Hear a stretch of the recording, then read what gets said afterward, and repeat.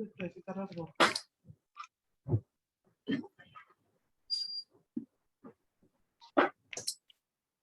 afternoon, everyone. We warmly welcome you to the talk titled Handlooms, the Vitamin H.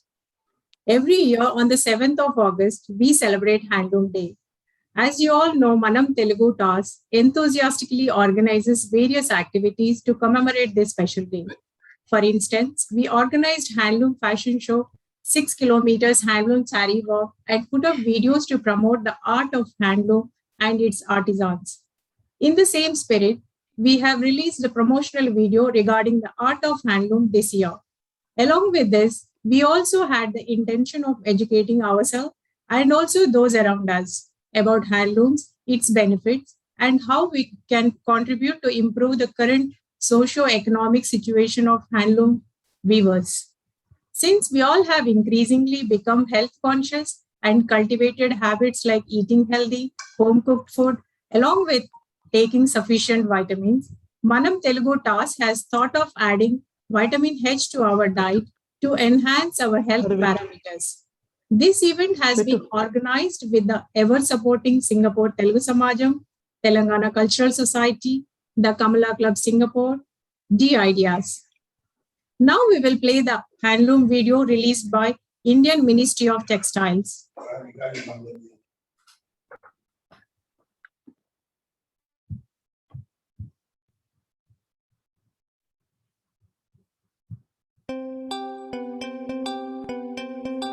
जाग रहा है देश मेरा, आंखों में स्वाभिमान है।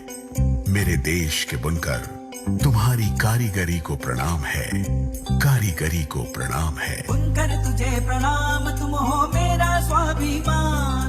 बुनकर तुझे प्रणाम, तुम हो मेरा स्वाभिमान। हैंडलूम अपनाएंगे, बुनकर को आगे बढ़ाएंगे। बुनकर तुम तपस्या करते हो, धागों में जीवन भरते हो। उस मेहनत को शीश झुकाना है, हमें हैंडलूम अपनाना है।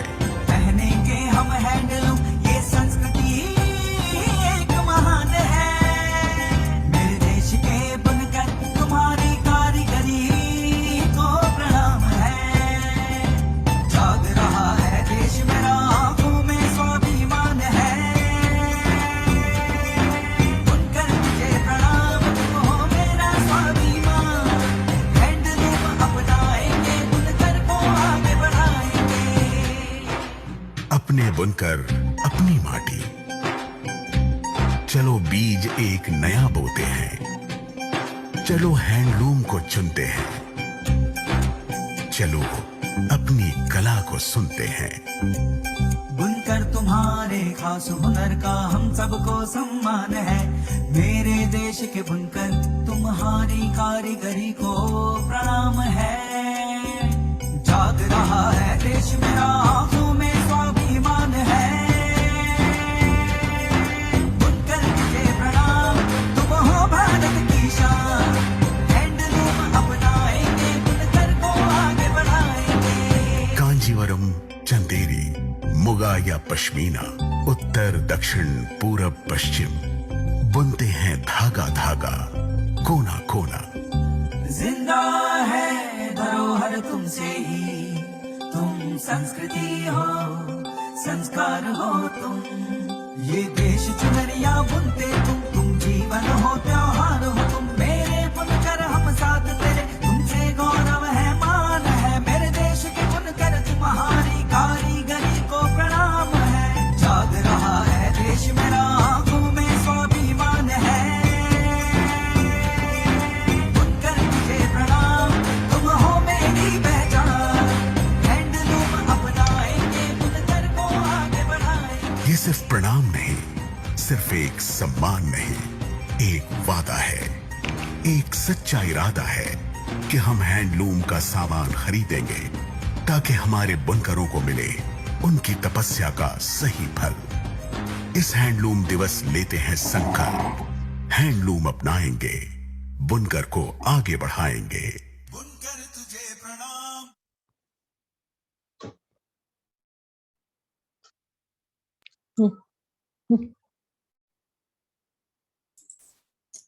Hope you enjoyed the video. Salute to artisans. Today, we are extremely privileged to have with us Dr. Sharmila Nagraj Nandala, an academic, entrepreneur, and lover of craft and art. She has been bestowed with the Eminent Person Award for the development of handlooms in Telangana state. On the occasion of the National Handloom Day, Shri K.T. Ramarao, Honorable Cabinet Minister for IT and Industries and Commerce Development, honored Dr. Sharmila Nagraj Nandala on August 7th this year. She has her doctorate in naturally dyed handlooms. Her doctoral research is titled Effect of Conscious Connective Process in the Supply Chain of Handlooms and Apparel in India, the results of which have proven that organic cotton handlooms dyed in natural dyes are the best as it enhances physical, psychological, and emotional parameters of the wearer. Dr. Sharmila has 30 years of experience working with students of design, industry, grassroots technologies, weavers, and artisans. She is the former director of Oakson School of Arts and Design, who created and built the academic legacy in Telangana. She was also associated with NIFT Hyderabad as an associate professor for a decade. Her efforts have been helped place many students with big brands in India. She also possesses experience with the retailers in the United States, namely Coldwater Creek and Kohl's. She has relentlessly focused on bringing due recognition to handlooms, khadi, indigenous crafts, and design. Her work with artisans and weavers stems from a deeply rooted personal connection with the handmade arts and crafts of India. She is a weaver herself, holding exclusive rights with respect to horoscope weaving in India. She conducts many workshops around motivation and weaving and has evolved in unique series called Therapeutic Weaving and the Word Weaving, which has learned from her mentor Bonnie Tarsus from USA. She is on advisory board of many organizations helping them envision various programs for upliftment and empowerment. She has designed and been involved in exhibitions of various unique handlooms, collaborating with artisans and weavers from all over the country through her design studio. Her constant pursuit is giving young Indians, artisan and weaver children insight into the great Indian tradition and its unlimited treasure of wisdom, science, and spirituality.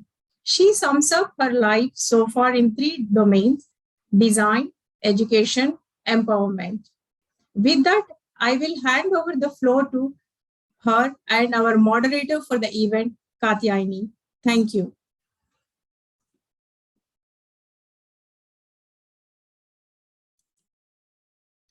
Namaskar, everybody. Thank you so much for having me. Katyayani, if you want to give some housekeeping rules, do you want to do that? Hi, yeah, I would just like everyone to make sure that they remain muted for the duration of the talk. If you guys have any questions or anything you would like to clarify with Dr. Sharmila, we have a Q&A session that comes later on, so you can clarify your doubts then. You could also raise your hand or put the question in the chat box, and we will get to it during the Q&A session. Thanks. Thank you so much, Katya.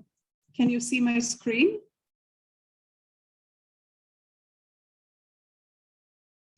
Thank you. Thank you all of you for coming in. It's indeed, it's an amazing time. We all have been home, and some of us are working, some of us are in a hybrid mode.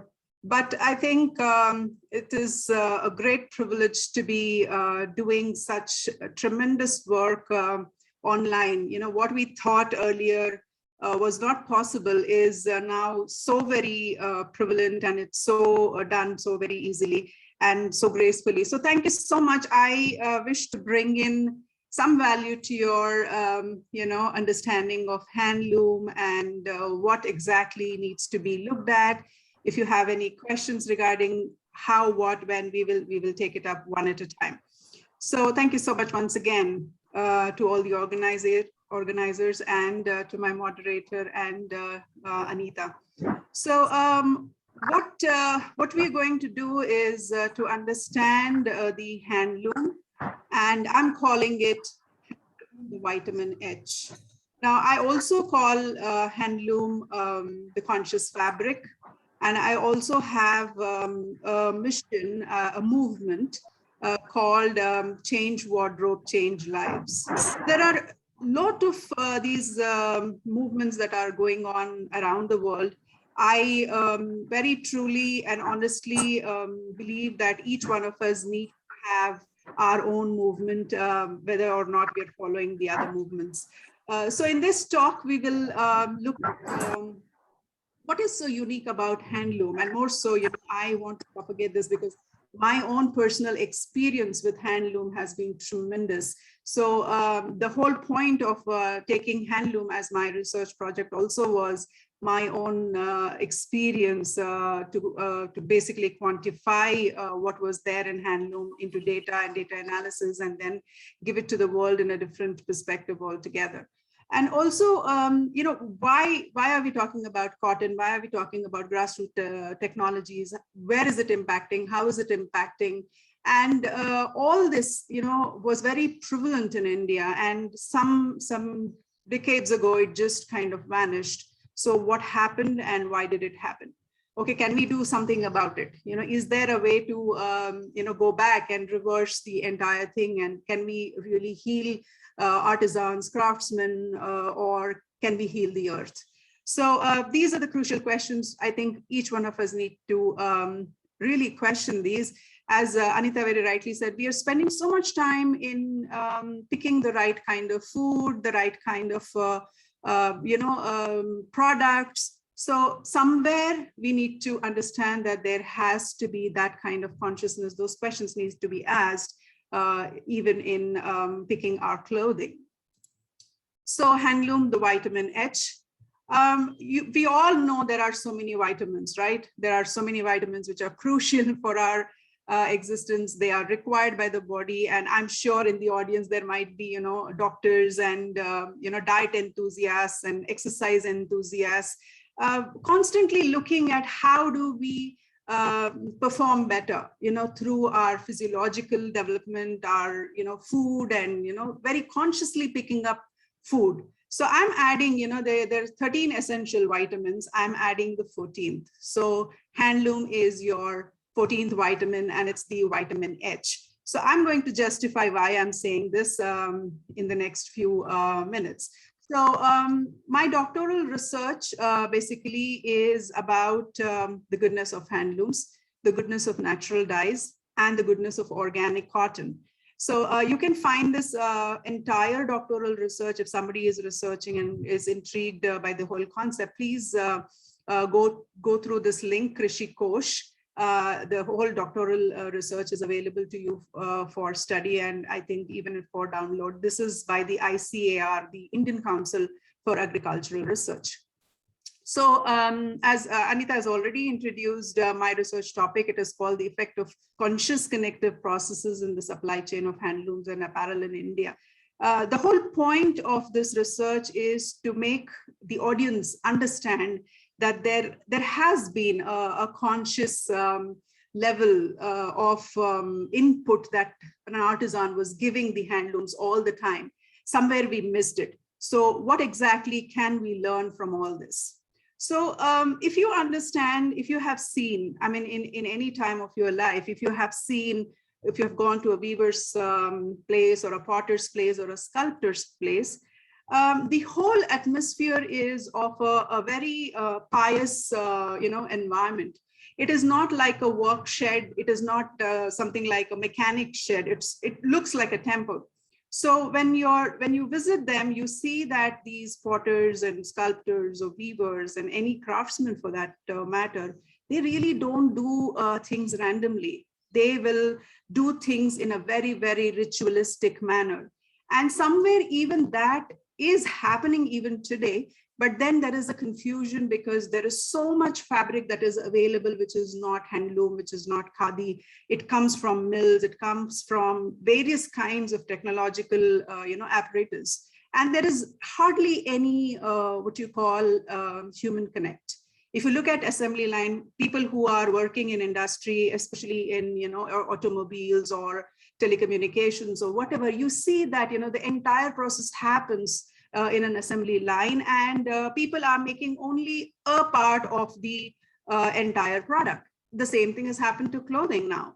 So when I say handloom and khadi are conscious fabrics, that means that the entire fabric is being woven by the weaver with his absolutely pure intent.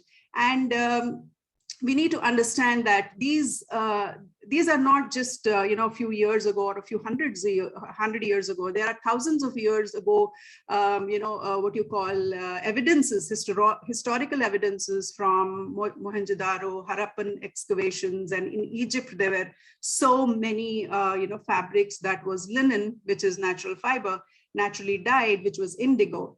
And basically the whole fabric was of course, in remnants, it is possible to see what exactly was the fabric, how was it woven. Obviously, there was no technology there. So it was hand woven, hand spun and hand woven, and dyes from plant extracts were used for different kinds of, surface ornamentations and dyeing.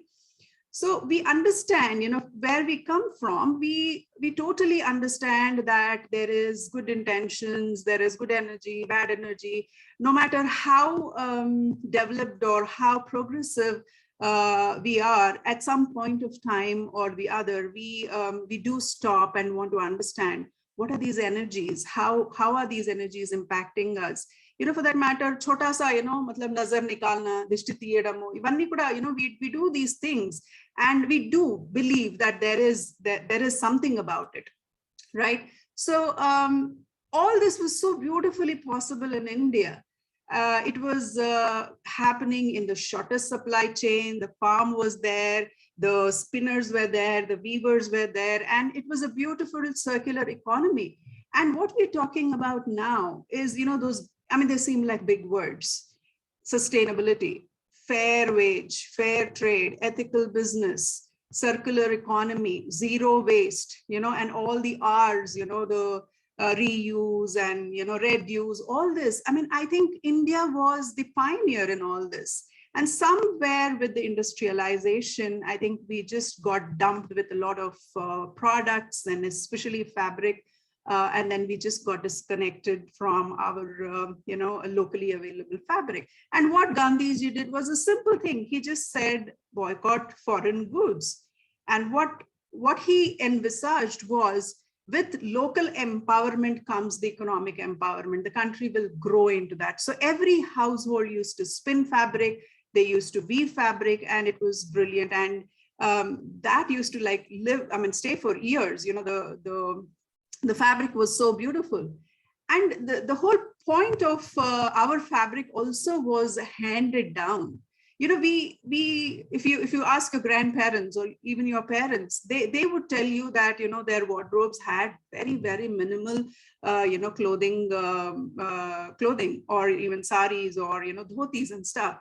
Why? Because those were really made well. And also there was this huge thing about minimalism. There was no segregation of clothing, like, okay, this is party wear, this is corporate wear, this is casual wear. Those kind of things didn't happen. And people were handing down garments so beautifully from the older ones to the younger ones, and it happened so effortlessly. And also, newly born babies, they were never given new clothes, at least till 3 months. Some households did it for 21 months. Some household did it for 3 months. Some household did it for a year. Now, why so? Because, new clothes have a certain kind of starch or chemical or whatever it is. The newborn skin is very allergic to all this. So what happens when you are using handed down clothing is, because it has been washed, it becomes soft, supple. And also, there is something called good energy. The older ones, gave the things to the younger ones.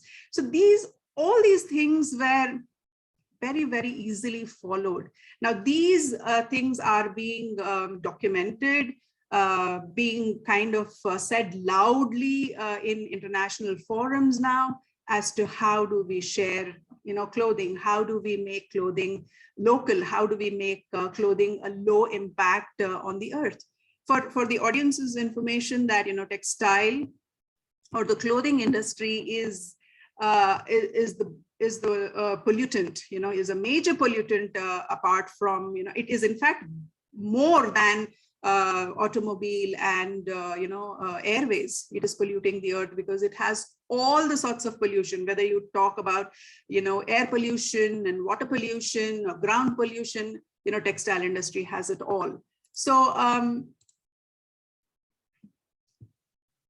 so the whole point of, going global, why is, the developed countries coming to us, or Sri Lanka or Vietnam or Bhutan or Bangladesh, is because we have inexpensive labor, and they are producing lakhs of pieces of garments. And what happens is they pick up the best, in quality, they pick up the best. And what happens to the seconds and, the low quality ones are getting dumped into our local markets. And we are not, I mean, in the sense, you take, for example, any local market, whether it is in India or Sri Lanka or Bangladesh, we are not made for those garments. Those garments are made exclusively for those countries who have ordered. But you see that, our women want to wear it or our men want to wear it. And we are unnecessarily increasing the carbon footprint. What can happen locally, we are, importing, a yarn from somewhere. We are exporting our fiber, importing the yarn and making the fabric, or exporting the yarn, importing the fabric. So unnecessarily there is this, back and forth of, textile logistics, and then it is unnecessarily increasing the carbon footprint. So how can we reduce? Just simply by reinvesting in our rural artisans. You just look around wherever you are living. Can we bring some fabric from our, local vicinity? And, believe me when I say that, every 30, 40, 50 kilometers in India, you will find, an artisan pocket. Even if they're not weaving, they would be, taking some cotton fabric, doing surface ornamentation like your Lucknow, chicken curry, or, kasuti from Karnataka, or kantha from, Bengal, or we have, beautiful embroideries of Kashmir. So locally, there is so much available. And as people who are, wanting to invest or wanting to make careers out in clothing also, there is so much to do in the domestic market. I mean, we really don't need to increase the carbon footprint of, the clothing. So my research was a research which was a little different from all the researches that happened in the department, ever since its inception. And this was more so connected with the Indianness, with the rituals of the weaving and the purity of the processes, the purity of water, raw material, everything. So what I claimed was that there is something about our natural resources. There is something about our waters. There is something about our mantras and our leaves and, fruits and bark and things like that. So my research used these four, stotras, mantras, and, chants. One is Aditya Hrudayam, the other is Totakashtakam, the other is Lalita Sahasranamam, and the last is the Kanakadhara Stotram. So all these four I had recorded in one flow. And then we used to, do this as a ritual with every process. So we used to detox our water, we used to detox our raw material, our fiber, our loom space. So what I did was I told them whatever you were doing as in terms of agarbatti or coconut or whatever, even today when we were start a new project, they'll come with their, little thali, puja thali, and then they'll have everything, and then they'll do, all sorts of things. So for every process, we brought that back. And believe me, it had such tremendous impact on the weaving, the weaver spaces, and an amazing journey, and even today my weaver, recollects those moments, and he says that, oh my God, there was so much that happened around your research fabric. So what happened with this was there was detoxing completely of all the things that had to happen around weaving. So with the natural dyes, the project NAIP, the National Agricultural Innovation Project under the ICAR of India, gave me some funding for developing these 12 colors. Earlier, they used to do a lot of colors, but to come into a very specific 12 colors of the color wheel for my research was a feat for the department. So why 12 colors? I'll tell you in a bit. So this is why we needed the 12 colors. Now my research gave the world a new concept called the horoscope weaving. Now horoscope weaving is the design of Miss Bonnie Tarsus. Miss Bonnie Tarsus is weaving since 1960. So this is a very unique, textile design. Now, when I say, when I talk about vitamin H and handloom being conscious fabric and all that, there has to be uniqueness. There has to be uniqueness of the design. So if you look at the uniqueness of designs in India, in Telangana itself, where I come from, every district has a unique weave. Even in Andhra Pradesh, there are so many weaves. And if you look at from Kashmir to Kanyakumari, from Gujarat to West Bengal, you will see tremendous, variety in either in weaving or surface ornamentation or dyeing processes like your bandhani and ikat and all that stuff. So this was from United States, and I really wanted to incorporate this horoscope weaving into my research as a design element. No, I was not claiming anything, like I was not saying that, I'm going to heal you through my fabric and all that. No, I should be very honest about that. I just said that this is the unique textile design and I am incorporating this. So you can actually, if you're interested in astrology, please look up for astrotheme.com. You can have your, sun sign horoscope, which looks like this, So the sun sign horoscope is 360 degrees of 12 signs of sun signs, and the color wheel, which is also 12 segments. So it kind of sits very well one top of each other. And the uniqueness of horoscope weaving is that it is a repeat. If there are any textile designers or textile experts, they would understand.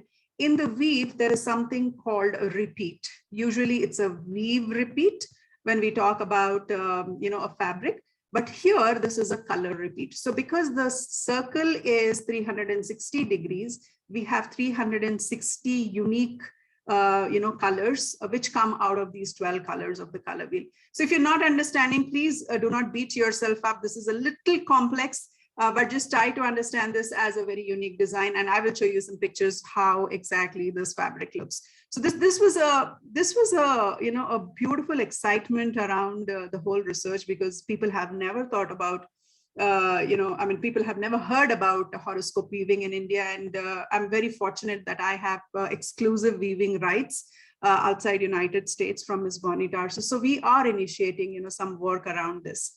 So how does the horoscope weaving work?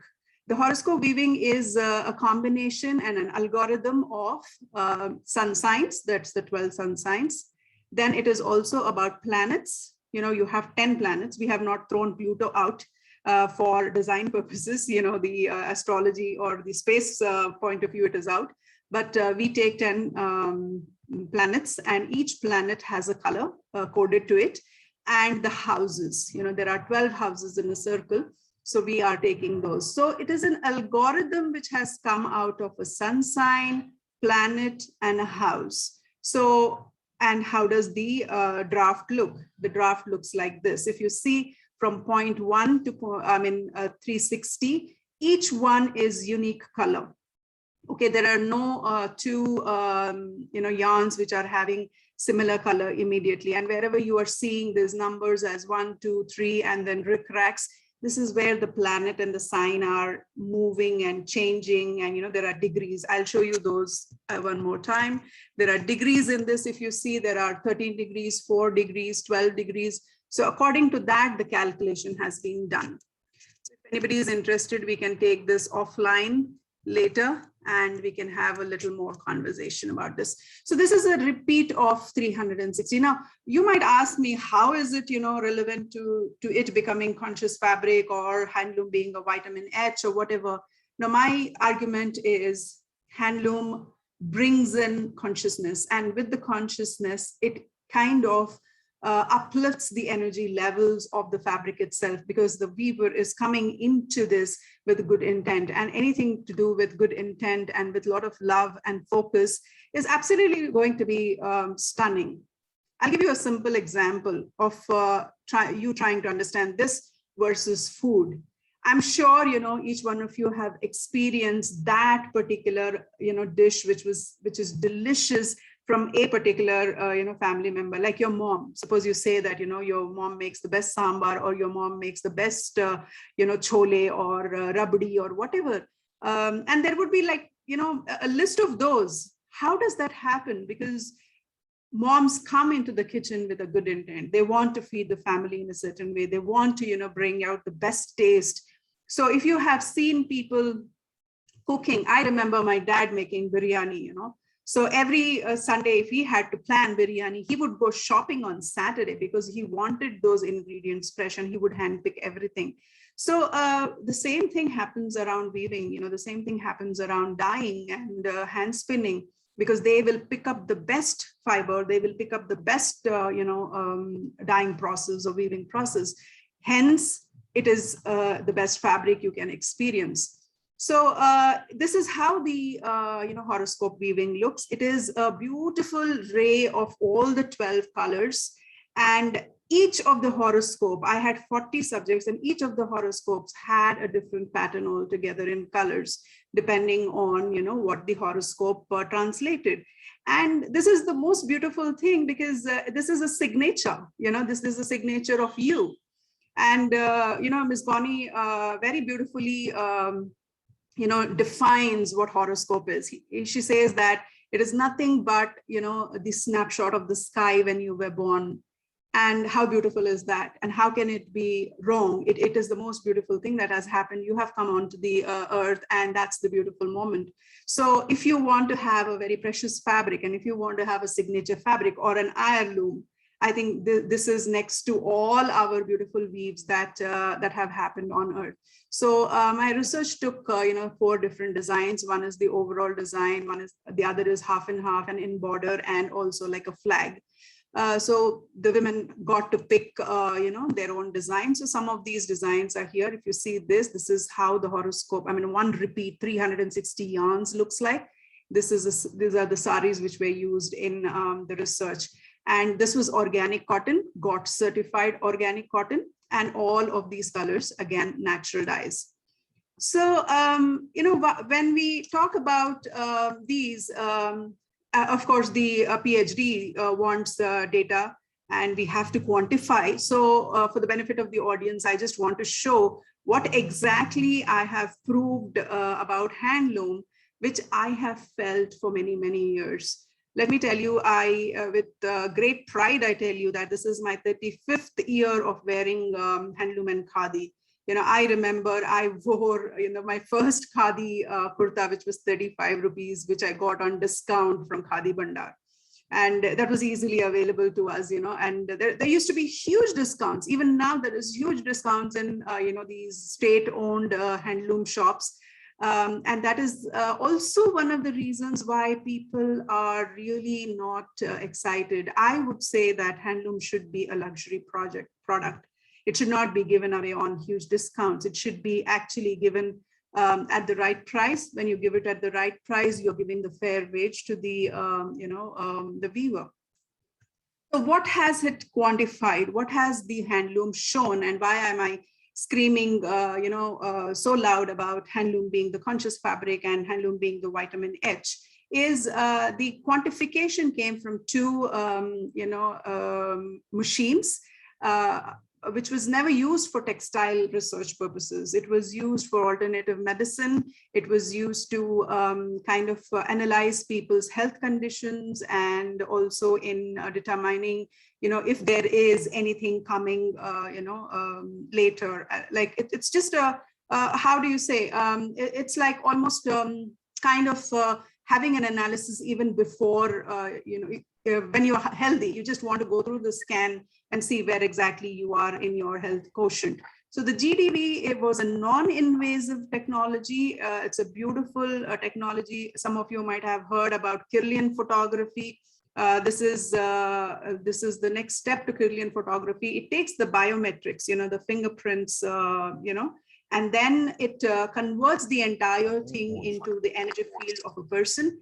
And of course, it has a huge algorithm which converts the fingerprints into the thing. So if you see here, these are on the left side, you will see the 10 fingerprints. And these fingerprints will tell you where exactly, is the goodness, or is there anything which needs to be taken care of. And people who understand, what you call acupressure, acupuncture, all these things, they say that, the 10 finger tips are the root to the entire physiological system. So each fingertip is connected to your organ and body part. So if you see on the right, that was my first scan through GDV. I claimed to be healthy at that time. And I said that, okay, you take my scan. And then after the scan, the person who took my scan said, you know what, you might want to check your throat. And I said, no, I'm perfectly fine. He said, no, check your throat. So I did check. I had a thyroid issue at that time going on, and I was on certain medication, and I told my doctor I want to check my thyroid tests and actually come down on my medication. So he said, yeah, look at that, you're showing some different readings in your throat. So of course he was a medical practitioner, so he could do that, but I was not using this for that angle of it. I was using it completely for energy field. So the next 3 slides, if you look at, this is what Handloom does. If you see the before, now the before is, I asked them to use any normal cotton fabrics. We had taken 3 readings in the morning, afternoon, and night in the evening. And we had taken before readings and after readings. Now the before readings, the people were wearing normal cotton clothes, whatever they were wearing regularly. Some of them didn't pay attention. They came in synthetic clothing as well. And then the next few days later, we did the organic cotton, naturally dyed handloom fabrics. And that gave this. You can actually see how starkly the energy fields have, kind of improved in the down portion, which is showing with the arrow orange. Now, if you look at the middle slide, this is absolutely starkly, visible. And here we have also, again, 2 readings. One is the physiological well-being and the other is the emotional well-being. So if you see the last slide on the right side, this is the scan of a male person. So you see that, the physiological is, starkly different, enhanced, but the emotional is like, okay. Now it says something about this, because men really don't emotionally connect largely to the clothing like how women do. So we did a huge parallel study about this as well, and where we showed that, how, emotional, how women are attached to their clothing, and a piece of clothing or a new clothing, how they are emotionally attached, and how they emotionally, kind of get enhanced. They feel elevated, they feel tall, they feel beautiful, wearing new clothes or a certain kind of clothing. So this entire thing came from the, biometrics of GDV. So of course, in the research, language, they say significant, not significant.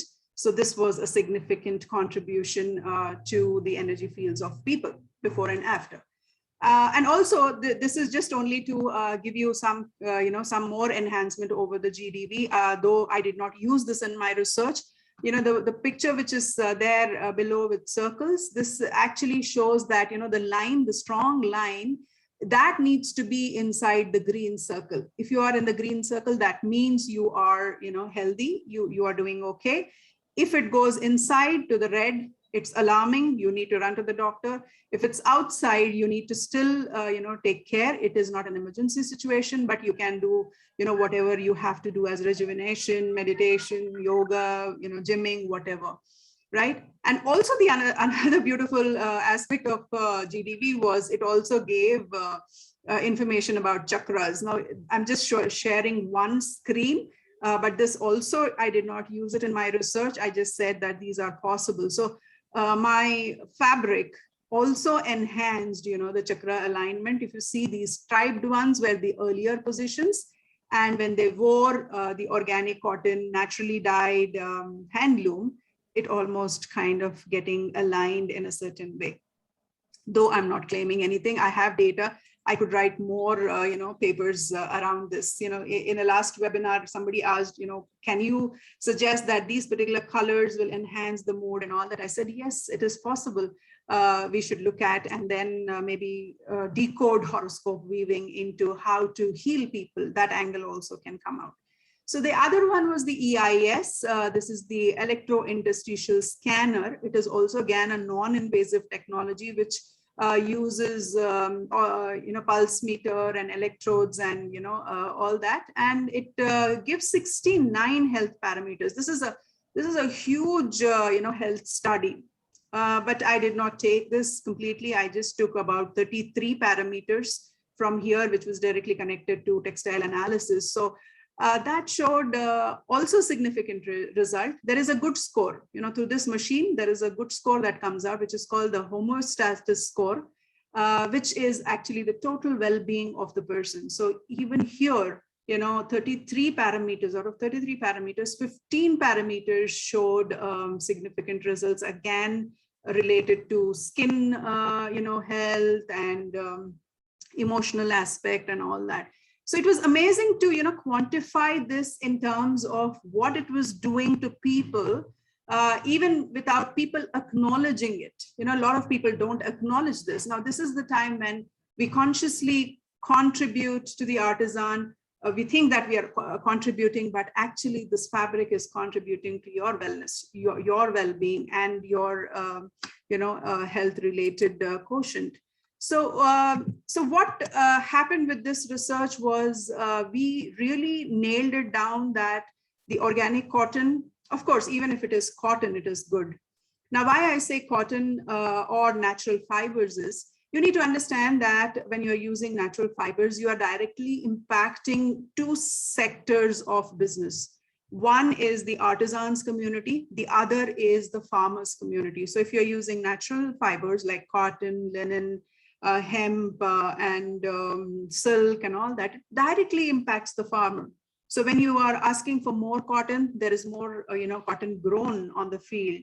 When you ask for silk, of course, there is a different debate about silk going on that we will not take, but at least people who want to have silk, they have to have mulberry leaves, they have to have oak leaves or apple tree leaves. So that cultivation also happens simultaneously. And, our farmers need to be engaged too, as much as our artisans. So we are such a rural, in India, we are so rural oriented and so agriculture oriented. So if we can just handhold a little bit of craft, I think it comes back into a beautiful circle of artisans, farmers, consumers, and good economy. So from here, we took a lot of insights into what exactly can be done to make people understand that why they have to invest in handloom or khadi. Here I want to explain a little bit about how do you differentiate between handloom and khadi and normal cotton to handloom cotton. Basically, if you just understand khadi and handloom, khadi is a hand spun yarn and hand woven fabric. Handloom is where the yarn comes from the mills, the spinning mills. I'm sure you would have heard about spinning mills giving yarns.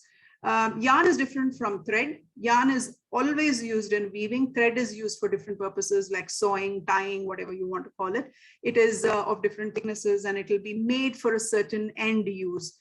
But yarn again is of different sizes. The bigger the number, suppose if I say 80s count, it is finer. When I say 20s count, it is thicker. So it is like smaller number, thicker, higher number, fine.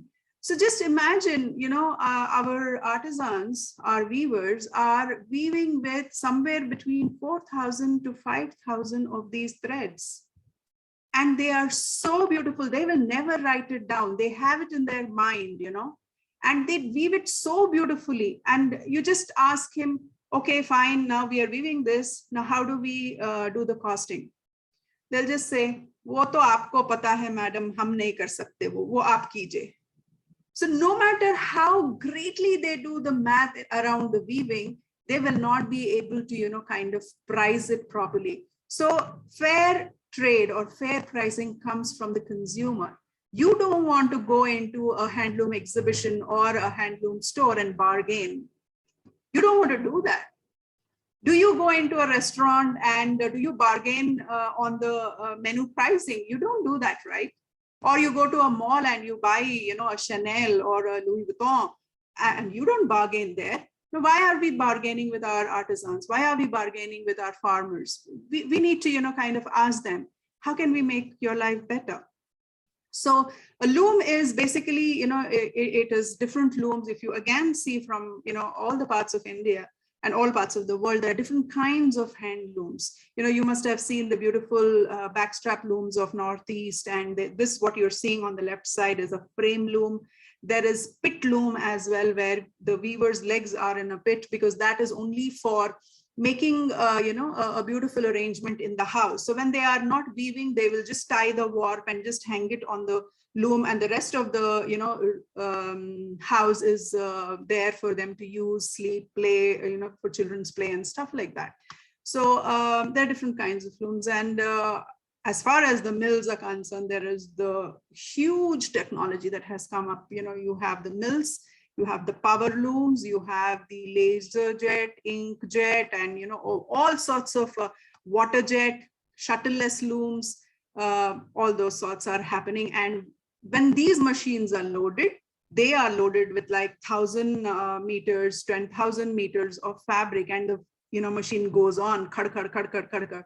Whereas the hand looms, for every 50 meters, or for that matter, maybe if some looms can take about 100 to 200 meters, but by and large, weavers use 20 meters, 30 meters, 4 saris, 5 saris. So every 5 saris, you are able to make a new design. So isn't it beautiful? I mean, even if you go to one particular weaver and you want to adopt that weaver and ask him to keep going, for every 5 saris, you're going to get a unique fabric, right? So this particular horoscope weaving was showcased in the International Workshop for Natural Dyes, which happened in India. And it was very beautifully acknowledged. And we have taken this into blessing scarves. Horoscope weaving is a complex weave, as you have seen. But Ms. Bonnie really warned me. She said, no, this is not the fabric which you want to, kind of do multiples.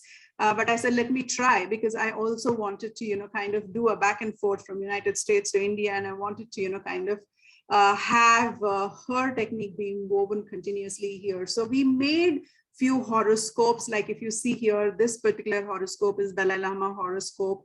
And I've taken this horoscope to horoscope weaving to different pockets, like I have taken it to Pochampalli and Hindupur, and also my weaver in Hyderabad. So what we did was we were trying to incorporate this horoscope weaving with that particular area's speciality. So the border would come from the area. So if you see here, it is Pochampalli border. Here, if you see, it is from Hindupur.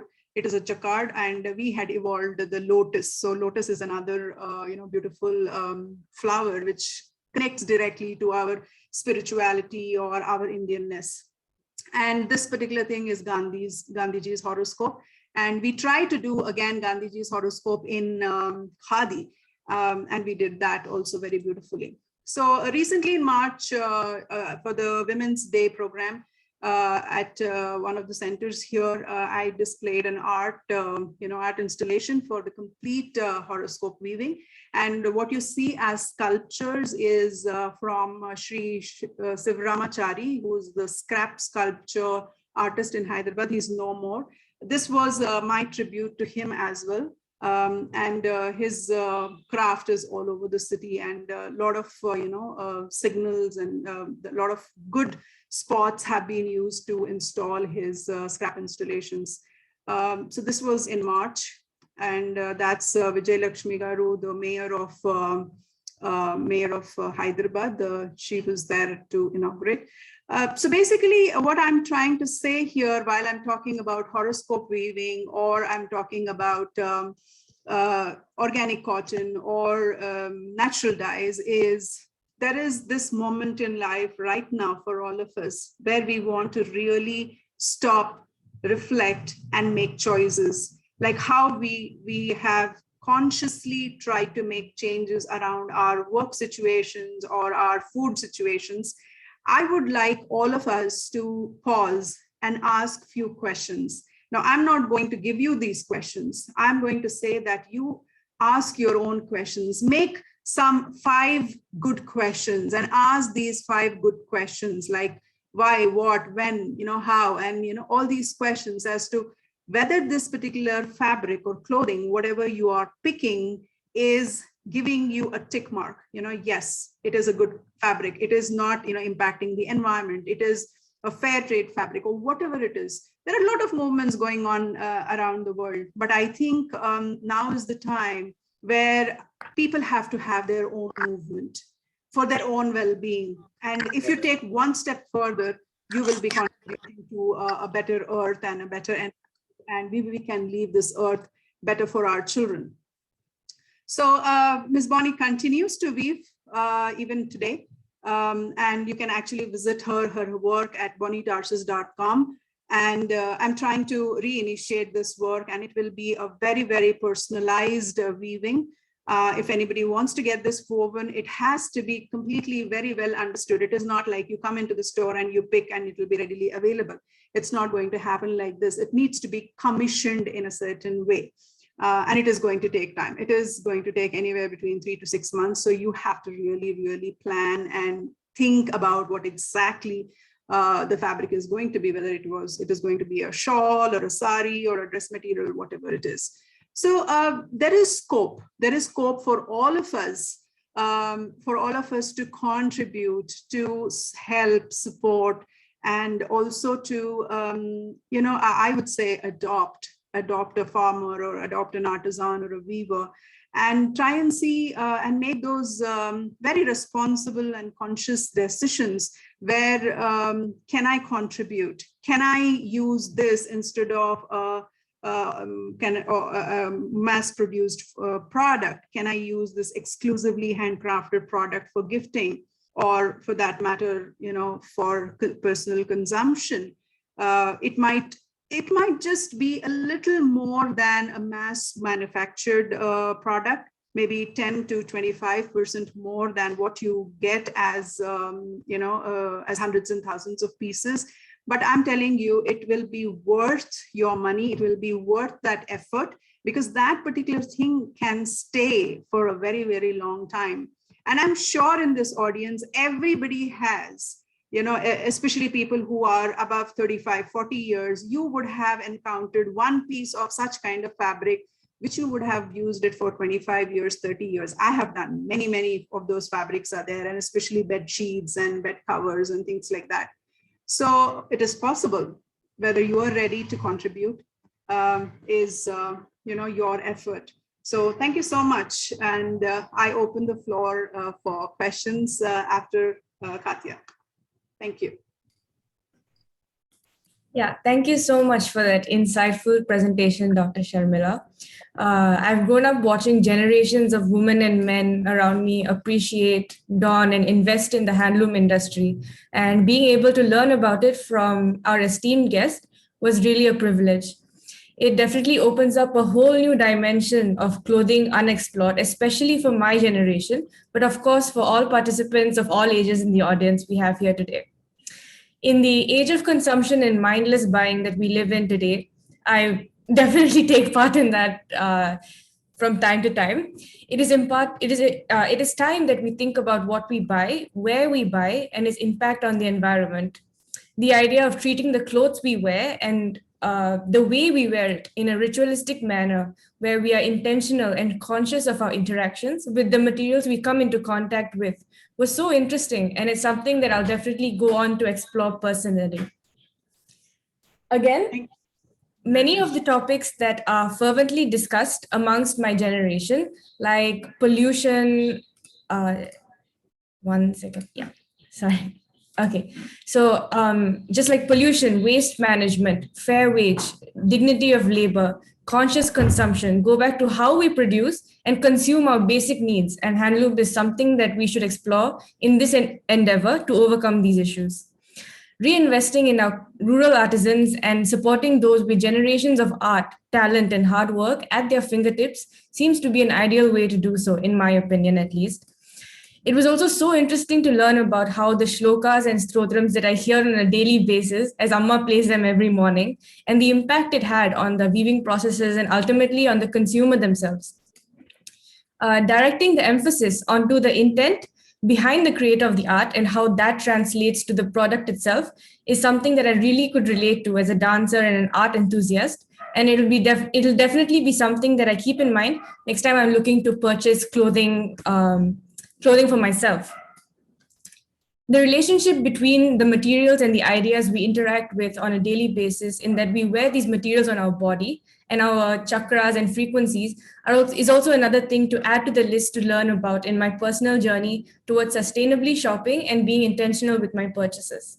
I had never really explored or bothered to understand these ideas, to be honest, but my interest has definitely been piqued now from this 45 minutes, from these 45 minutes. So I'm sure many of us have questions we would love to have you answer. For those who would like to use this opportunity to ask a question regarding the topics that Dr. Sharmila has shared today, please feel free to put your questions in the chat box. Otherwise, you could raise your hand on Zoom and unmute yourself and have the dialogue with Dr. Sharmila personally. While you do so, let's enjoy this beautiful song that ties in nicely with the theme of today.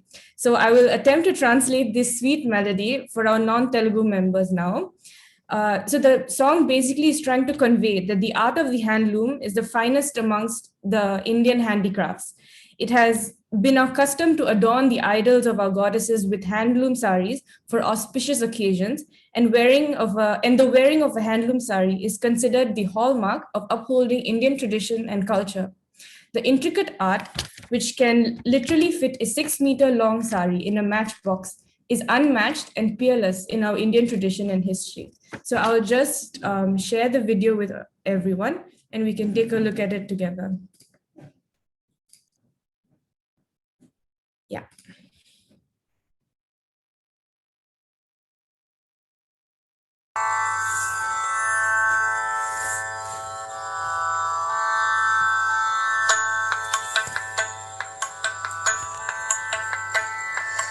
నేతరా చేనేతరా చేతి వృత్తిలో మేటిరా నేతరా చేనేతరా చేతి వృత్తిలో మేటిరా శ్రీలక్ష్మీదేవికి చీరను నేసిచ్చినావు కట్టుబొట్టు సంప్రదాయం ఆడవాళ్లకు నేర్పినావు శ్రీలక్ష్మీదేవికి చీరను నేసిచ్చినావు కట్టుబొట్టు సంప్రదాయం ఆడవాళ్లకు నేర్పినావు నేతలోని కండువా మనిషి గౌరవం పెంచగా నైపుణ్యతలో నీకు సాటి ఎవరు లేరురా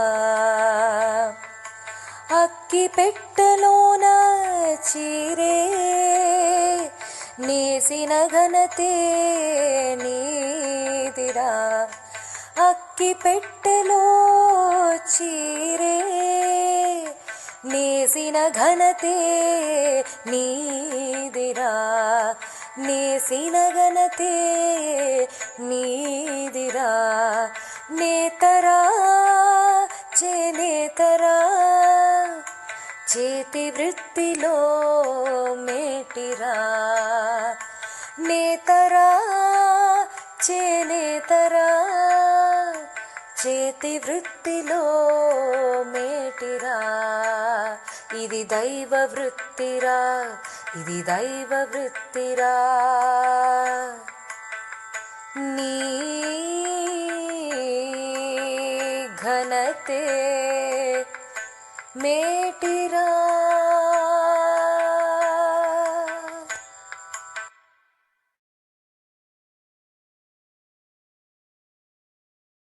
Yeah. As mentioned in this video, this beautiful song has been rendered by Ms. Shivani Raj and written by Sri Chittipotlu Yadagiri Guru. Garu. So now we can carry on with the Q&A. I think we have a couple of questions, but I'm just going to take advantage of my position as moderator and ask a question of my own first before we go on to everyone's. So as someone that lives in Singapore and from, around in the age range of the 20s, I don't really have as easy access to the materials that you were talking about, like khadi and handloom products. So how would you suggest I contribute to the effort to sustainably shopping and wearing clothes that are produced by these weavers?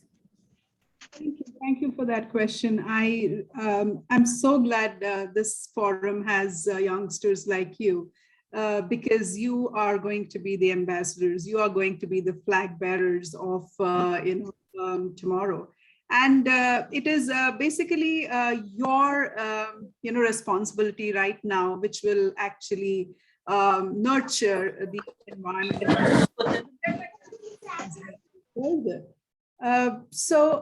How could you buy? How could you adopt these sustainable materials?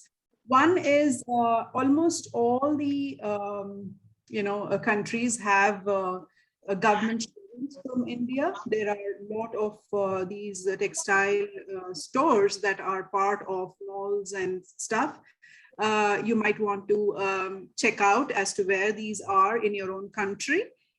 Second, thanks to pandemic, as it has given us a lot of challenges, but it has actually opened a lot of opportunities as well.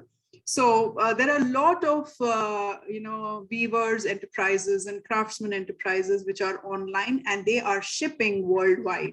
So it is great that it can be shipped to your doorstep, and actually it has opened up. The logistics and the shipments have opened up. So I'm sure you will get them at your doorstep. But visiting India, please always do pay a visit to these stores which are having amazing fabrics. And let me tell you something. I think I told you in my presentation that these fabrics shouldn't be given at discount. These need to be given at a fair price so that the price can go back into the weaving community as fair age and ethical business practices.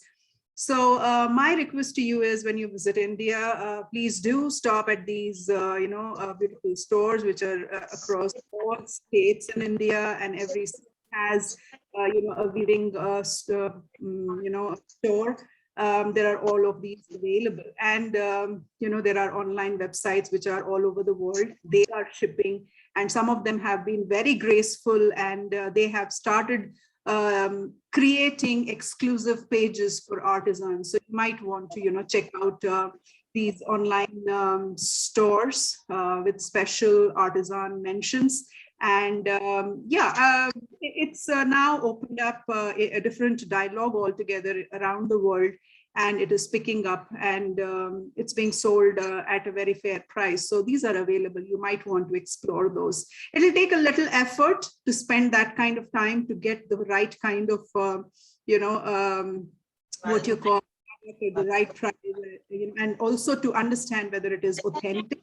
You might want to check out marks like India handloom mark on the product, or a handloom mark or a khadi mark. These are the things which will give you, along with your weaver information, it will give you whether it is authentic. So yeah, thank you so much for volunteering to use it. It means a lot to the weaving community. Thank you. Thank you so much for your answer, Dr. Sharmila. I'll just go on to the question in the chat box right now. So maybe I'll combine a couple of the questions that are related to each other so we can cover more questions. So someone asked, is horoscope weaving native to India? And where can we get these horoscope weaving services, if there's any website for online orders or etc.? Yeah, as I said, horoscope is, of course, astrology is very native to us. We have been doing the Vedic, we do the moon signs, our horoscopes are, they talk about the moon signs, and what I'm talking about, the sun sign, and it is the original work of Miss Bonnie Tarsus. And these are, as I said, these are not available off the shelf to use it because it is your horoscope. You need to sit with us to commission this.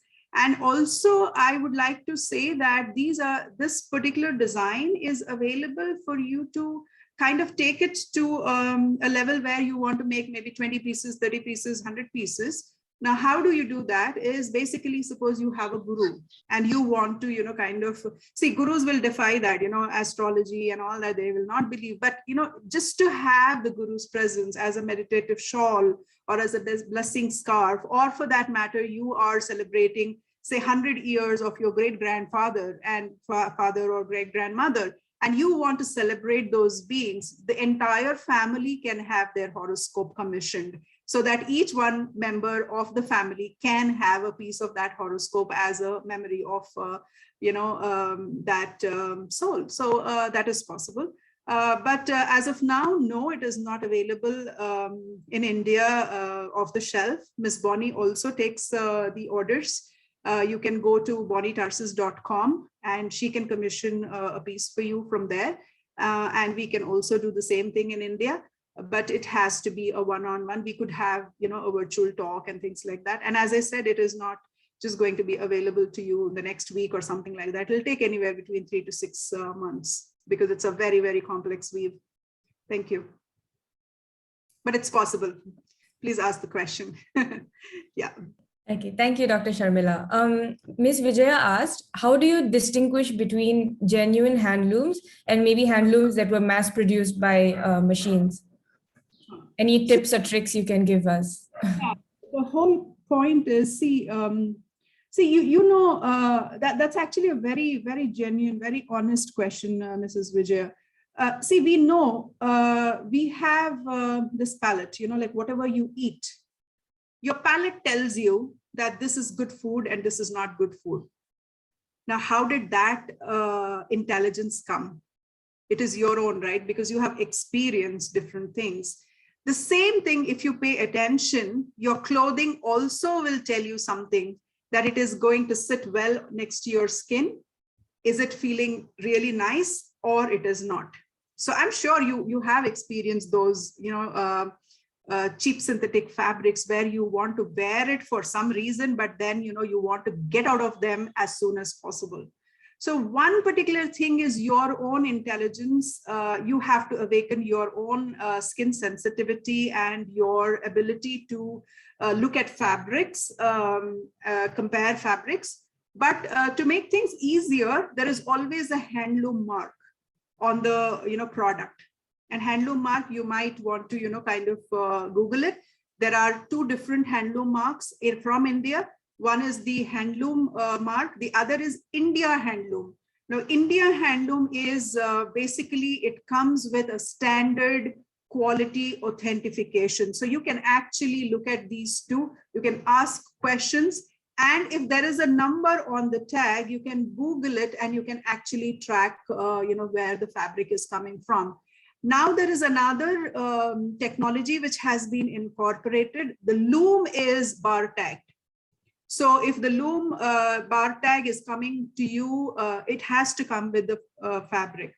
So if the loom has been bar tagged in the weaving communities, that bar tag comes with the product. And when you just scan the bar tag, it will tell you where it is coming from. It will tell you who the weaver is and all those details. At Kaumudi, we did this. At Kaumudi, we actually took the photograph of the weaver.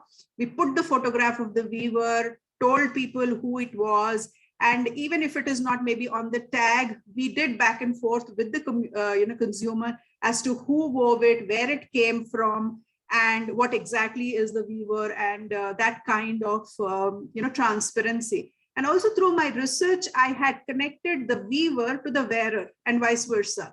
Earlier, what would happen is weaver is sitting somewhere, weaver doesn't even know who the wearer is, and the wearer doesn't know where the fabric is coming from. So if we can, all of us who are working are making really a conscious effort to see, give more authentic information about the weavers. So you can actually ask questions from wherever you buy. Otherwise, if you have any particular questions which you really want to make a purchase and you're not sure, please send me an email or a WhatsApp message. I can actually help you with a little more information. If I know about the weavers, I would be able to definitely help you with more information. But it is now very streamlined. You will not be taken for a ride. And Powerloom fabrics do not have any authentication. Powerloom fabrics don't have any tag except that the fiber tag, whether it is cotton or synthetic or silk or whatever. But otherwise, all the handlooms will have these government tags. Yes. Thank you. I think a couple of people asked this question, but Mr. Venu put it together really well. So I'll just read from his question. Staying away from the motherland, how can we support this good purpose? Any websites that genuinely support the weavers that you suggest, or the process of adoption of weavers that you mentioned just now? And a couple of other people asked if you could share some websites for online shopping and a list of handloom stores in different states as well. So if you have any resources, that would be great. The first resource, if you are curious now, I know I have kind of ignited, a big purpose in your life. So please do visit the Ministry of Textiles website, Ministry of Textiles, Government of India. That is one website. And there is Tribes India, tribesindia.com, I think. So Tribes India also is a very, very beautiful, and it is more authentic towards the tribal people. Tribal people have these limited editions. It's beautiful. Like, even if you talk about like harvesting honey, they would do it so naturally. So your Tribes of India website will have you products like honey, turmeric, and all these millets and all that in very, very small quantities, because their land holdings are small, their enterprises are small. So they'll give you very organic, though they are not certified organic, but believe me, they don't need to be certified. They have been organic, time immemorial. Now, as far as the question of adopting or supporting weavers' pockets is, the first thing is I would request all of you, and especially Mr. Venu, is try and buy handcrafted handloom as much as you can. In 2013, when I presented my thesis, I requested people to pledge 25% of your clothing budget to handloom and khadi. So you can make your own, rule as to, okay, I'm going to buy every 2 purchases I make, the third purchase would be handloom, handcrafted, or something like that, a particular, some madness, personal madness that can go on. And we all have in our life that, we say that some households give their, children this particular rule that, when you start earning, you keep 10% aside for the benefit of the society. So that 10%, for every 100 rupees, 10 rupees, you will keep it aside as, maybe you want to, empower a child in his education, or empower, maybe a Pandit who wants to learn his Vedic thing, or you want to empower your maid's children for education, whatever it is. So if we can make a pact with ourselves that, certain budget or so many purchases versus handloom purchase is going to be like this is possible. And a lot of these, like if you are talking about bed sheets and bed covers, home textiles, believe me, you can change your, curtains and upholsteries every 5 years if you want to use handlooms, and they'll be beautiful. And the old curtains and all that, you can recycle them into, some other product. Like there is one pocket in Maharashtra, which is actually recycling old saris into quilts. That's also very traditional of India. Old saris become quilts, they call godris or gongadi or whatever. So that is possible. So invest in as much as you can. And I can share, after maybe this webinar, I can share with Anita a few websites where you can directly go into the weavers' pockets and see what they exactly need and stuff like that. But let me caution you, you just need to do a little bit of homework. You don't want to jump and, just, kind of fund anybody or just donate, please just don't blindly donate. Do a little bit of reading, and then you can, fund them. And you can actually say that, I will fund a loom, like every 2 months of in a fiscal year, I can fund 2 looms. And that fabric, you can convert that fabric into another donation. Like there are a lot of homeless and people in India. So in winter, they need blankets and thick bed sheets. So a Huzurabad weaving pocket, you can actually take 2 looms or 3 looms, whatever is your capacity, and get those bed sheets woven very specifically. You can actually give them your designs and your colors and say that this is coming from so-and-so family for the homeless, and you can donate.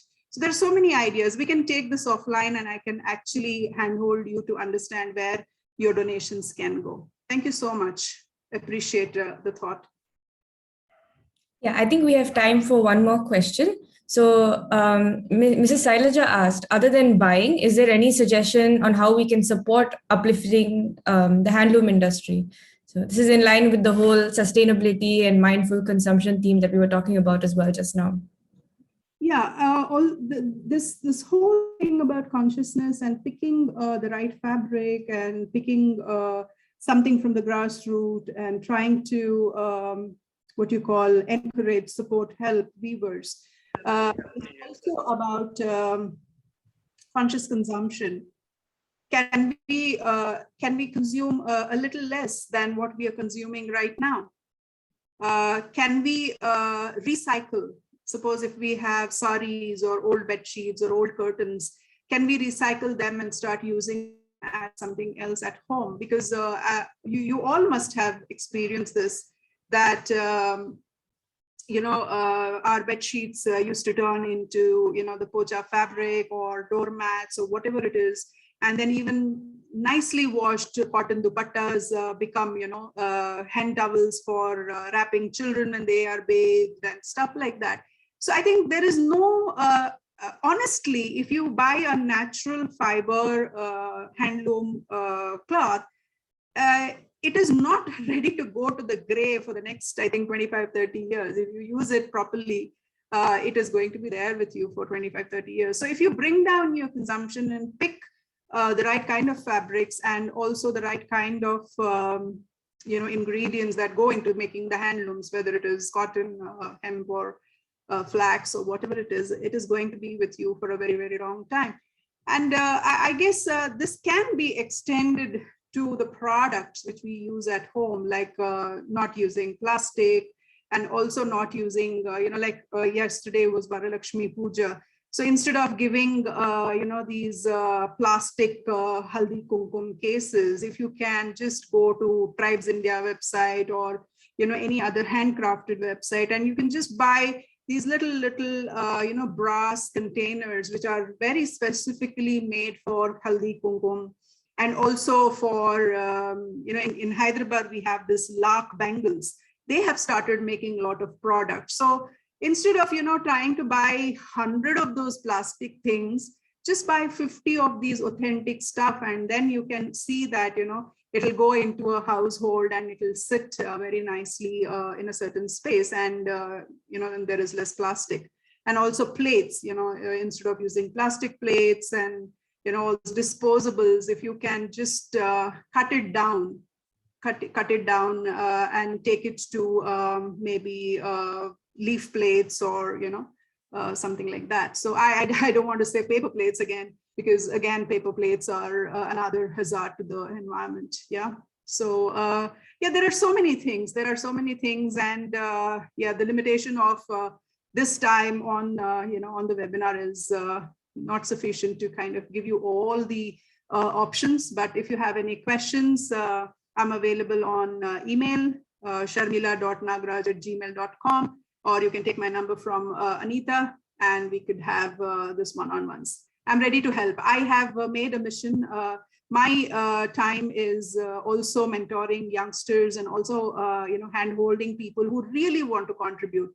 My contribution is that. My contribution is helping people who want to contribute. So that is my time to the earth. So yeah, hope it helps. Thank you.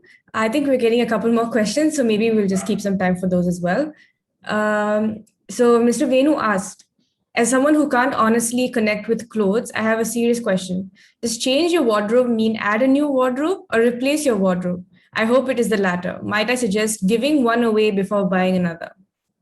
Absolutely. That's I think, Mr. Venu, I think we have been given that as a very good thought while we are growing up. At least, some of us have really followed that, keeping our wardrobe to minimum, and also make way for new clothes.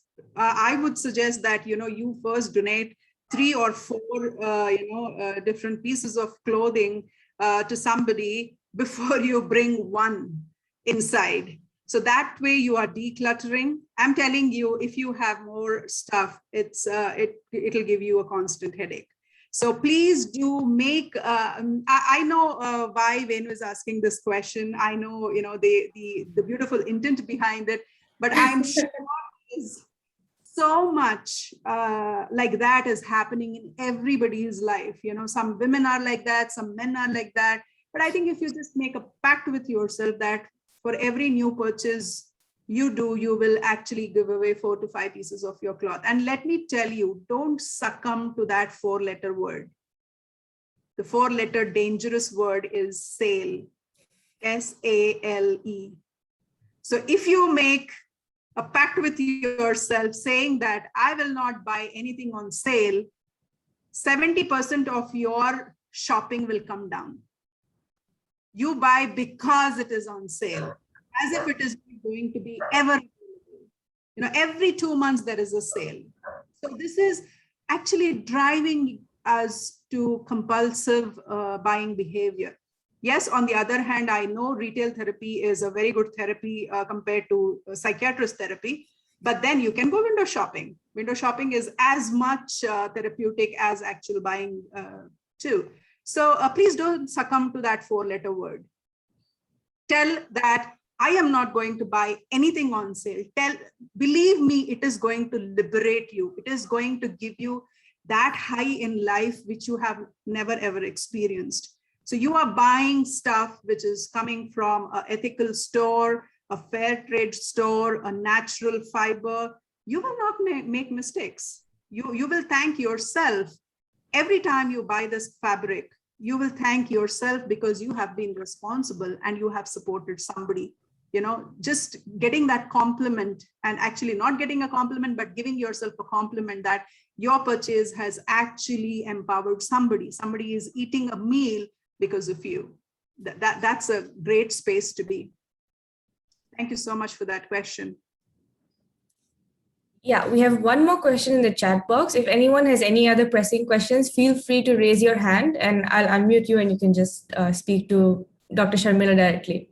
So Ms. Sunita asked, protecting artisans and their talent in that aspect, do you suggest any other approaches, Dr. Sharmila ji, as we as NRIs, what can we do to protect their talent and the artisans?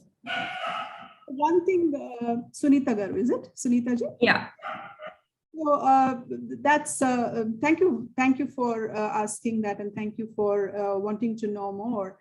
The one thing I think you should do is to start talking to children about what exactly is handcrafted, what exactly is handmade, and why exactly we need to, kind of look at these sectors at all. And what can we do? What can we do is basically incorporate these things consciously into our daily lives, whether it is a puja or a birthday party or any giveaways, or revamping your curtains, or even doing something around your kitchen. There is so much that is also available for kitchen usage. So Etikopaka, I don't know if you know, there is a woodcraft in Etikopaka, and that has actually traditionally been for toys.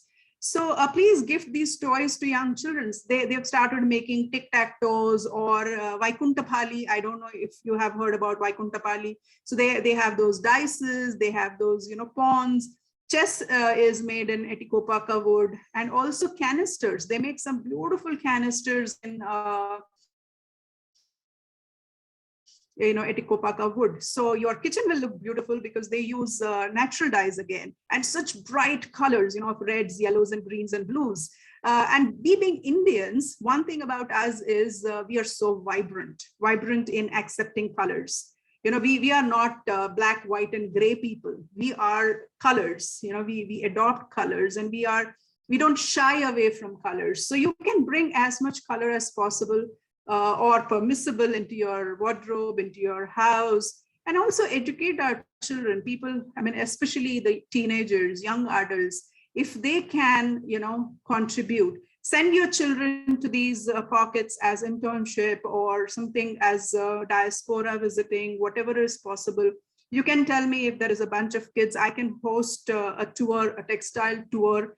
I can take them around, show them different weaving pockets, of course, post-pandemic, and once we are all vaccinated and all that stuff, keeping the safety protocol on the top. So there are many ideas of those. And of course, if when you come to India, make sure that you visit these weaving pockets or artisan pockets, and take your children around and show them what Indian legacy is. And actually now, if we, the last 1.5 years, let me give you the good news. The good news is there was a lot of these young artisan children who had come to the cities. They didn't want to be in the craft. They wanted to be in the city for whatever reason, and they could take up any job. They were auto rickshaw drivers, they were hamalis, they were security guards. And believe me, that's not respectful. That's not respectful at all. But they wanted, that continuous income at the end of the month. I wanted to have a paycheck, that kind of a thing. But now with pandemic, they have all gone back. They've all gone back to their villages, and now they see the meaning of such low tech, which outputs such brilliance. Now, we are talking about WT work or WFH, work from home. Our weavers have been working from home, God knows from when. They were at home, they were doing such meaningful activity. The children were around them. They were learning so much, about the craft. And it was such a beautiful circular economy, and it was such a beautiful learning system. Now the people have come to the city, and there are all these lifestyle ailments. Young people, 30, 32, 35-year-old, complaining of high blood sugars, blood pressure, high cholesterols, and stuff like that. Why? Because they are here all by themselves. They're eating out. They are working 12 to 14 hours, no rest. They are crunched in matchboxes for their, living. What do you expect? There is no free air to breathe. Where they come from is like acres of land.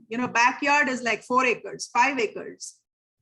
Here they come like even 5 feet. They are not away from another human being. So I think if we can really use this opportunity to give more work to artisans, they will actually start training their children all over again.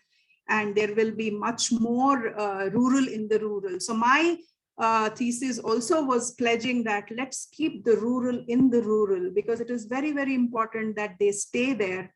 Because if they don't stay there, they are not going to be happy. They're not going to be healthy. They're going to come to the cities, and they're going to choke the cities.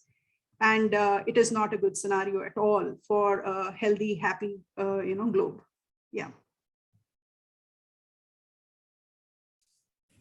Okay, thank you so much, Dr. Sharmila, for your gracious answers. I think we have one more question, and then we'll move on to the final note. So sorry for extending beyond 5 p.m. Thank you for an insightful session, Sharmila Garu. Today I got to know about so many new things, the biometric session, the chakra alignment, and it was very new for me. And I just want to know one thing. What is the reason the kids of the weavers, they want to leave to the rural areas? Can you repeat? Can you be a little louder? It's just sure. very... maybe I'll just come out. Yeah. I just want to check, why do the kids of the rural India of the weavers, why do they want to go into the city and not continue into the weaving? That's a very valid question, and please be ready to be overwhelmed, because this is one particular aspect of Indian society which has really ruined the life of rural artisans. The one thing is, let me tell you a small story. Where I was living earlier in my own apartment in Hyderabad, I had a security guard.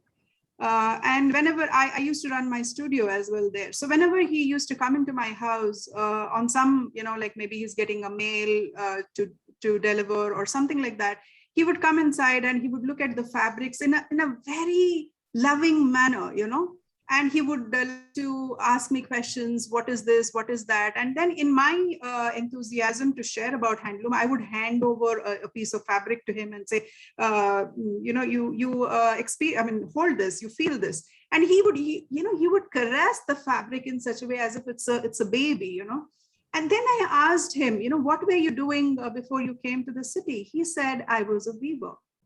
And that really kind of, shattered my thing, because he seemed to be a very good weaver, the way he was interacting with the fabric. Then I asked him, oh, that's very sad. I will install a loom here. Can you please, start weaving? I'll make sure whatever you're earning as a security guard, I will make sure that you will get that much and much more. He just simply said, no, Amma, I can't do it, because before I became a security guard, I was a construction worker.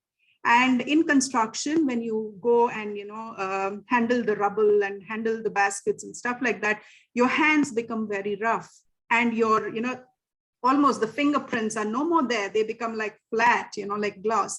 And for yarn, for holding the yarn, you need a certain kind of dexterity. There needs to be that, वो नम होना चाहिए, fingers में जो वो बात होती है, that has gone. And he said, I can never go back to weaving because I have ruined my hands. I will take another maybe 6 months if I don't do any of these manual work and all that. I will get that back, but not my original hands. And then he said, what is there in the village? I don't get. He used to weave a very special fabric called putta batta. Putta is snake, snake hive. And during, the festival of Nagul Chauthi, Nag Panchami, people go to the place and they offer, whatever they have to offer. And they offer this red piece of cloth, which is like gamcha, like you call gamcha in the north. So he used to weave that fabric, special fabric for that particular festival all through the year. And you know what? Every single time he used to get that fabric to the cooperative, where they have to go and deposit the entire fabric, they would get a parchi. They would get a small piece of paper written 20, towels deposited. And on that, they will write amount. They will write an amount. That's it. And he will have to hold that and come back next day morning to get his money, because the accountant is somebody who's different. So he doesn't have money to run his house. So you know what he will do? He will take that parchi of 20 towels with that price, say 200 rupees, 300 rupees. He will go to a pawn broker and he will deposit that parchi. So he will say that, this parchi is worth 300 rupees. So what the pawn broker does, he takes the parchi. Instead of giving him 300 rupees, he gives him 250 rupees. You're understanding the math? And then this guy takes the money and goes home, and the pawnbroker goes to the accountant. Next day morning, he gets 300 rupees for nothing. Just to dispense that 250 rupees, he is getting a commission of 50 rupees. Might not be exactly the same numbers, but that's how the atrocities are. And children have grown looking at these atrocities. They have seen their parents wake up 4 in the morning, and some of them didn't even have electricity. So they'll put the candle or, a chimney, and they weave the whole day. They will weave. And at the end of the day, they are making 300 rupees. At the same time, when you have a national highway being built, you get 350 rupees for working 6 to 8 hours. And at the end of the day, you are going to get that 350 rupees no matter what, and you're going to come home. So they are seeing that happening. It is hard labor, but then at the end of the day, you are definitely sure that you're going to get 350 rupees in your pocket. So obviously people are going to make those choices, and people have been taken for a ride. All these middlemen, the master weavers, they will come to the weavers and say, hey, I'm going to give you yarn, which is for 30 saris, weave this.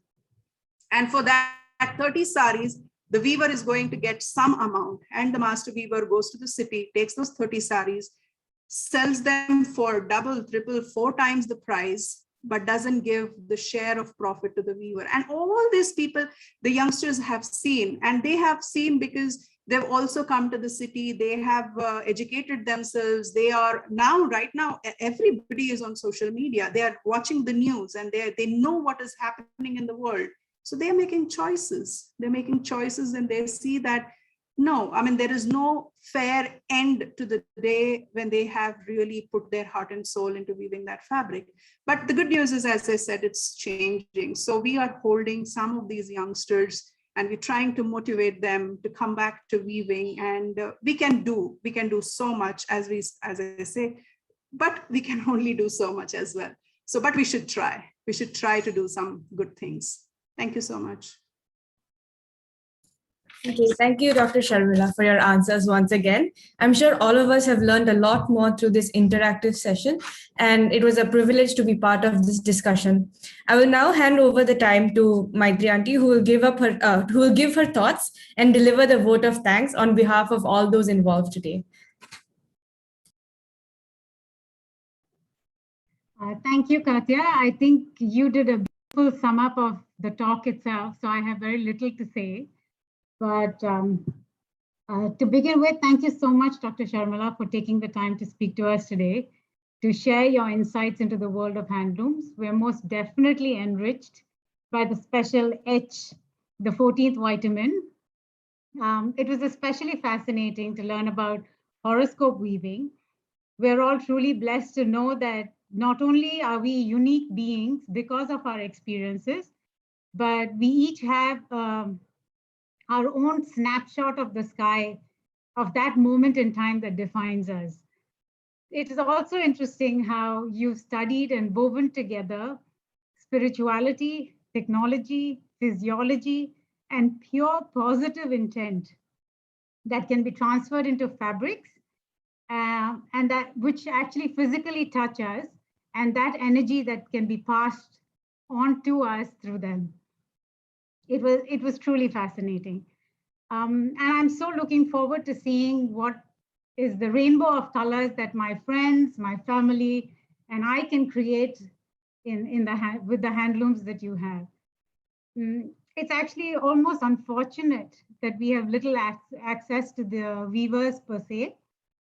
We have so many middlemen that we go through, but listening to what you have to say, I hope we are all encouraged to get in touch with them directly so that we can reach out to them and give them a helping hand. Thank you for giving us a bird's eye view into the weavers' efforts, their expertise, the process of weaving itself. I'm sure this is but a drop in the ocean of handlooms, and it's the bigger story. We hope to learn, understand, and of course, change our wardrobes to help them in our own little ways. Thank you so much, ma'am, for really enriching us and weaving your insights into our lives. I would also like to especially thank my friend Anita, who has been always instrumental in sharing her passion and encouraging women, not only in Singapore, but also across the world. And with today's talk, Anita, for your record, this is now global. I would also like to thank Katya for moderating today's session so immaculately. Fantastic job, Katya. Special thanks to Aparna for all the technical support for making today's talk seamless. I can't say this talk is complete without saying thanks to our supporters, especially the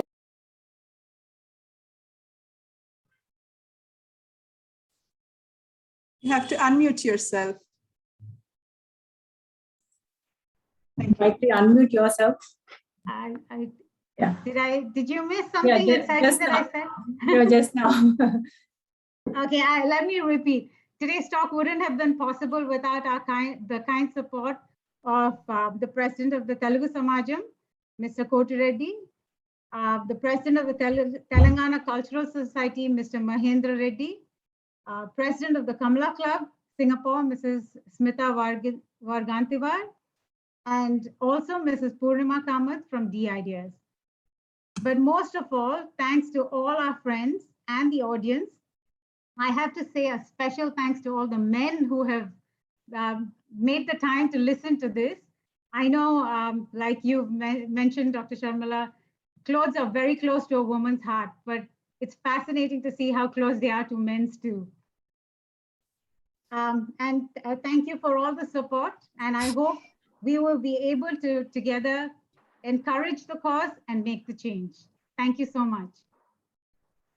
Thank you so much for having me. It was wonderful. And thank you, Anita, for this wonderful audience. They have been very, very focused and very curious.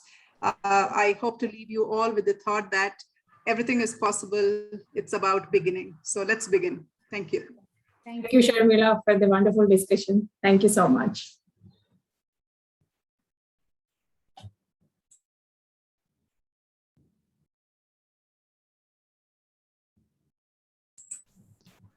Thank you all, and we are closing the session. I'm looking forward to see you all in the next session whenever we organize. Please support us. This is a good cause, and very informative sessions we are going to come up with.